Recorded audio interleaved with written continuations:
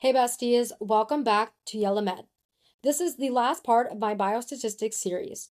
Today we're going on a journey that every new drug has to take before it reaches the patient, from lab bench to clinical trials and beyond. We'll start with the preclinical phase where researchers test drugs in animals and make sure they're safe and biologically active, and then we'll walk through human trial phases, phase 1, 2, 3, and 4, asking the big questions: is this safe? Does it work? Is it better? And can we keep watching it long term?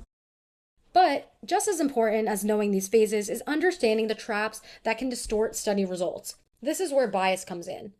We'll talk about the major types of bias: selection bias, measurement bias, recall bias, and more. And then finally wrap up with some key tools researchers use to reduce bias, like randomization, blinding, and standardized protocols. This is the last part of my series, and I promise you, besties, I'm not wasting your time. Everything I included in my Biostats podcast, I had at least one question on through all the research materials and even some on my USMLE Step 2 exam. So let's get started. I first want to talk about how clinical trials work and the phases. So step 0 is a preclinical phase, and this is with animal studies. So before a drug even goes to humans, it's tested in the lab and on animals. The purpose is making sure it's safe and biologically active. Here, researchers look for toxicity, side effects, and whether the drug even has an attendant effect. So an example of this would be a new drug is tested in mice with tumors to see if it shrinks without having any severe toxicity. And then if the result looks promising from here, the company applies for an investigational new drug with the FDA. I don't think you'll get questions on the animal part, but I just wanted to put it in there for completeness sake. But let's move on. So this is the clinical trials in humans part. This is where it gets exciting because there's 4 clinical phases and it starts from 1 to 0. So in phase 1, we want to ask the question, is this safe? The population we want to use is a small number, usually 20 to 100 healthy volunteers. And the focus here is safety, tolerability, pharmacokinetics, pharmacodynamics, and toxicity and dosing. We basically want to ask, how does the drug move through the body and what side effects may occur? An example would be testing a new hypertensive medication on healthy adults to make sure it doesn't cause dangerous drops in blood pressure. The next phase is phase 2. In this phase, we want to ask, does it work?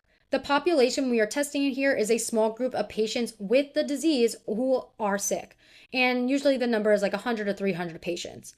And the focus here is to look at efficacy and side effects. This starts to answer the question, does this drug actually treat the condition at hand? And with this phase, we usually use an open placebo-controlled blinded randomized control trial. An example here would be giving a new diabetes drug to people with diabetes to see if their A1C lowers. Phase 3 of the trial wants to ask the question, is it better?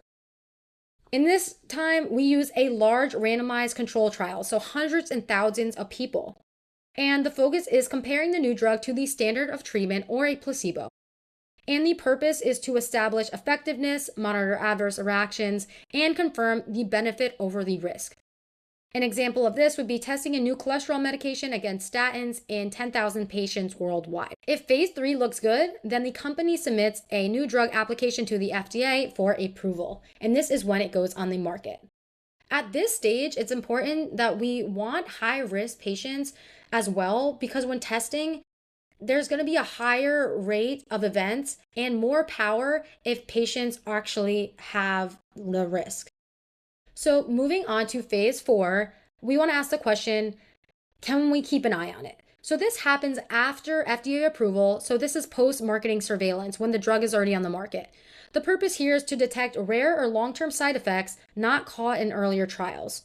An example would be a new painkiller was approved, but later withdrawn after phase 4 data showed increased cardiovascular risk 10 years later. So an easy way to remember these phases is phase 1, is it safe? Phase 2, does it work? Phase 3, is it better? And phase 4, can we watch it for a long time? So sometimes you'll get questions. They will give you an example of a trial or what they're doing, and they'll say, what phase is this? Or they'll ask you, like, what type of population should we be testing in this phase? So you just have to know a little bit about the phases. So next is one of the most high yield things for biostats that you'll be tested on the USMLE Step 2, and these are all different types of biases. Biases are basically systematic errors that creep into studies and can distort the results. Unlike random error, which is just by chance, bias consistently pushes results in a particular direction. So let's go through the major types one by one. First is selection bias. This happens when participants in the study are not truly representative of the general population. In other words, the groups differ in one way other just than the exposure of interest. A good way to ask yourself if there might be selection bias is to say, is this generalizable to the broader population? If not, some kind of sampling bias may be occurring. Examples would be recruiting patients only from one geographical area or studying factory workers exposed to certain chemicals, then generalizing it to the entire population. Some subtypes of selection bias include Bergson bias, attrition bias, and volunteer bias. Bergson bias occurs when participants are taken from the hospital population. Hospital patients are often sicker than the general population, and they also might be getting more resources and care because they are in the hospital. So that won't reflect the community at large. Attrition bias happens when participants are lost to follow up, which is especially a problem with prospective studies. For example, if sicker patients drop out, the final results may look falsely optimistic. And like we talked about in my previous podcast, the solution to this is to always do intention to treat analysis. So therefore, even if they drop out of the study, you still put the results in the end, like you still add the results as if they didn't drop out. And last is volunteer bias. People who agree to participate in studies often share certain characteristics like being more health conscious or motivated, and that often skews results. Moving on to the next type of bias, which is measurement bias. This comes from how data is collected or measured. If the tools or protocol aren't corrected, the results get distorted. So an example would be measuring blood pressure incorrectly because the cuff was just the wrong size. And that error carries through the entire study. There are some different types of measurement bias. One of them is the Hawthorne effect. This is when people change their behavior simply because they know they're being observed. Another type of measurement bias is called observer expectancy, and the Pygmalion effect. This is when researchers unconsciously influence results based on their own expectations. An example of this would be a provider who believes their treatment is superior might unintentionally bias assessments. And the way that we fix this bias and we have a solution is by blinding the people also who are running the experiment. Then we have biases in screening. Screening studies introduce two own special biases. One's called a lead time bias and the other is called a length time bias. A lead time bias is when earlier diagnosis is mistaken for improved survival. For example, detecting cancer earlier makes it look like the patients live longer, but in reality, the outcome really hasn't changed. Length time bias, also called late look bias, is screening that tends to detect slower growing, less aggressive diseases because patients with rapidly progressing diseases often die before detection. So this overestimates the effectiveness of the screening. And a solution to both of these screening biases would be to stratify by disease severity. The next kind of bias is called recall bias. This is especially important in case control studies or surveys. Patients may not accurately remember past exposures. An example would be patients with cancer may more carefully recall smoking history than healthy controls. And a way to minimize this kind of bias is to decrease the time in between the exposure and recall and also confirm records whenever possible. The next kind of bias is procedural bias. This happens when the way patients are managed outside of the main exposure affects outcomes. An example of this would be patients who undergo surgery often receive more attention, monitoring, and aftercare compared to those who don't. So the differences in outcome may reflect the extra care and not just the surgery or the procedure itself. Next is allocation bias. This occurs when there are systematic differences between the treatment and control groups at baseline. An example would be older patients being placed in one group and other groups being only younger patients. The next is reporting bias. Reporting bias is a selective underreporting of certain outcomes. An example of this would be a participant might not disclose having a UTI or a sexually transmitted infection. And then we also have, on the same coin, social desirability bias, which is a subtype where people give responses they think are more socially acceptable rather than the truth when they're asked questions for a study. An example of this would be underreporting alcohol intake. The next thing I want to talk about, which are not types of biases, but they are closely related, something called confounding and effect modification. So these are often confused, so let's break them down. So confounding variables is a third variable that distorts the relationship between exposure and outcome. An example of this would be coffee drinking seems to be linked to lung cancer, but smoking is the true confounder. Solutions for this is randomization, matching, stratification, and a multivariable regression. This is in contrast to an effect modification. This is not actually a bias, but it's important. This is when a third variable changes the magnitude or direction of the relationship between the exposure and the outcome. An example of this would be a medication might reduce stroke risk in men, but not in women. Hence, sex is an effect modifier. The key difference here is stratification does not eliminate effect modification, but stratification does eliminate the effect with confounding variables. So moving on to other threats of validity, one is the placebo effect. So patients improve simply because they believe they're receiving a treatment. And then moving on to something called the latent period, which also is not a bias. It's just important though, because sometimes studies show quote unquote no effect because the follow up is too short and the outcome simply just hasn't had time to appear yet. An example of this would be a cancer study with only 2 years of follow up when the disease takes 10 years to develop. So they're just stopping the study too early to actually see the true result. So, in summary, biases can sneak in almost every stage of research, from selecting participants to measurement to analysis and even how results are reported. And knowing the different types of biases and strategies to minimize them helps us critically evaluate whether a study's findings are valid and applicable. And focusing on something even more useful, how we can reduce bias when designing and interpreting studies. So, let's go through some strategies. First is randomization, which I always talk about. Randomly assigning participants to groups spreads confounders evenly. An example of this would be in blood pressure drug trials. Randomization prevents stacking one group with older, high-risk patients, so they're spread throughout all groups. Another is blinding. So when there is a study that is single blinded, participants don't know their group. When it is double blinded, neither the participants nor the researchers know their group or know who's getting the drug. A triple blinded study, even the statisticians analyzing the data don't know.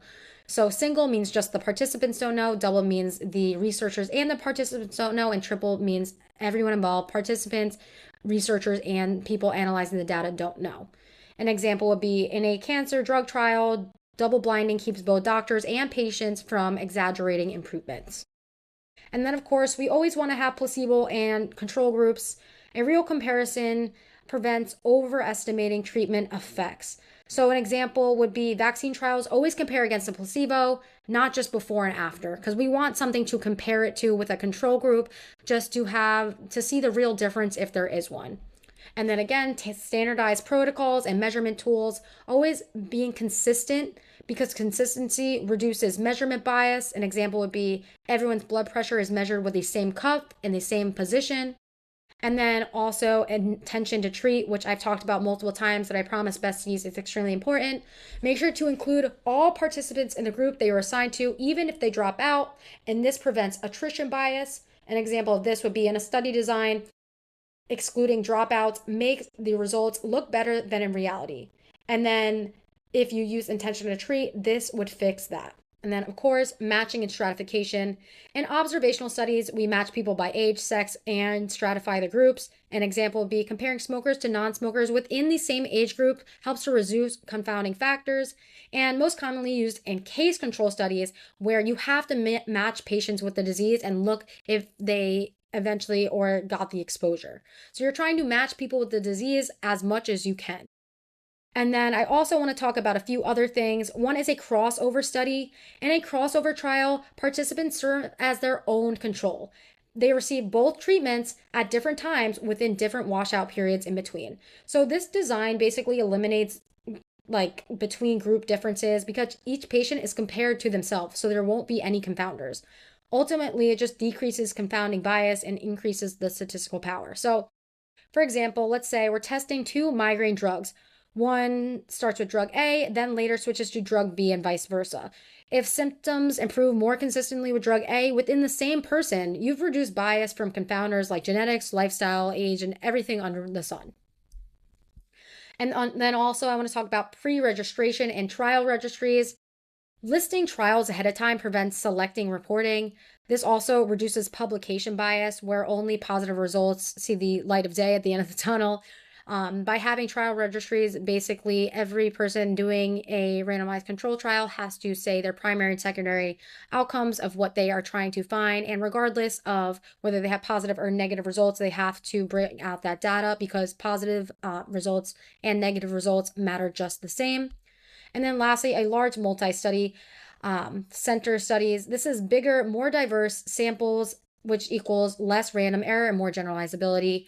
I'll tell you guys over and over again, the more people you have in your study, the bigger the n value, the bigger the sample size, the less type 2 error, the less like type B error, and the better, less random your study will be. So an example would be testing a diabetes drug against 10 countries instead of just one hospital. Okay, besties, let's put it all together. A new drug's journey starts in animals, moves through phase 1 to 4 in humans, and that's only when it makes it to the real world after phase 3. Along the way, researchers have to constantly watch for bias and the sneaky systemic errors that can make a treatment look more effective than it actually is. And the good news is we have strategies that can fight back to that: randomization, blinding, control groups, crossover studies, standardized measurements, and large center trials. These tools don't just make studies look neat on paper, but they actually make for trustworthy and meaningful results. So remember, whether you're reading about the latest clinical trial or preparing for USMLE Step 2, always ask yourself, how was this drug tested and how did we handle bias? That's a real key to interpreting evidence. So, besties, this is the end to my Biostats podcast as a whole. I thank you so much for listening in. I promised you that a lot of the stuff I went over is high yield. And now that the new USMLE Step 2 outline has changed in 2024, UI, patient safety, biostats, and a few others are 25% of the exam now. So I promise you that you want to get good at this stuff because other questions are going to be extremely hard and you want to know your math because at the end of the day, if you just put a little bit of time into this, it will go a lot and you will honestly see a big score jump. With that being said, please remember the biases. They will give you situations and they will say what kind of bias this is. And then also they will talk about drug trials saying what phase is this or what population should be tested in this phase. For example, they can give you a phase 1 trial and you will need to know that healthy people should be tested in this phase. With that being said, besties, I'm going to move on to my psychiatry shelf exam reviews next. And yeah, I'm super excited. I'm super proud of myself for getting this far. I hope this helped just one person, and I hope you guys are having a fantastic day. Until next time, XOXO, Yella.